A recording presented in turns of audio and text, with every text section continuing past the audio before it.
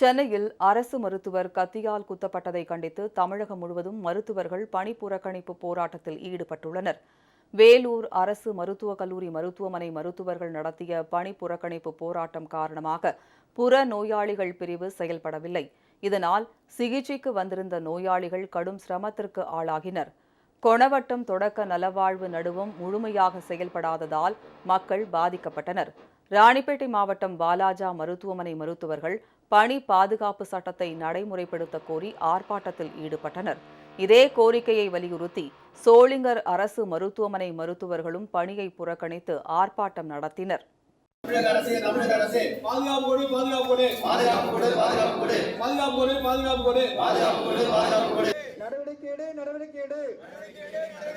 குற்றவாளிகள் மீது கடுமையான நடவடிக்கை எடு.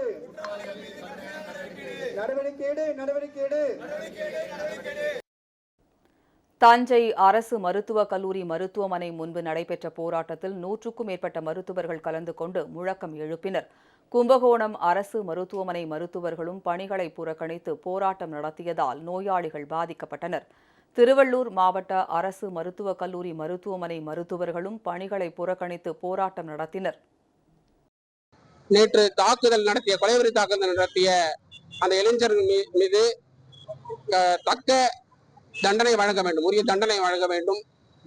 இரண்டாவது, மருத்துவமனைக்குள் வரும் நோயாளிகளை கட்டுப்படுத்த டோக்கன் சிஸ்டம் கொண்டு வர வேண்டும்.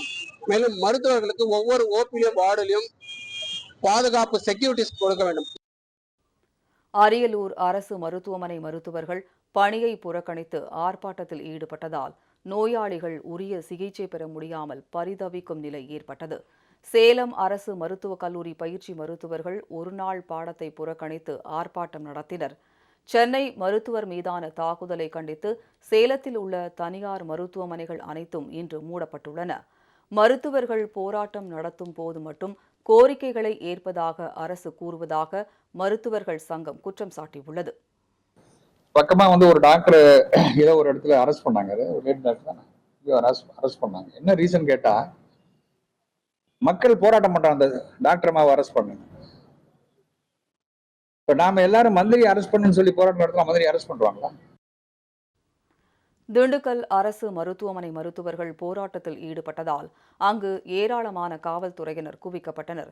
தேனியில் மருத்துவர்கள் நடத்திய பணி புறக்கணிப்பால் புற நோயாளிகள் பிரிவு வெறிச்சோடி காணப்பட்டது.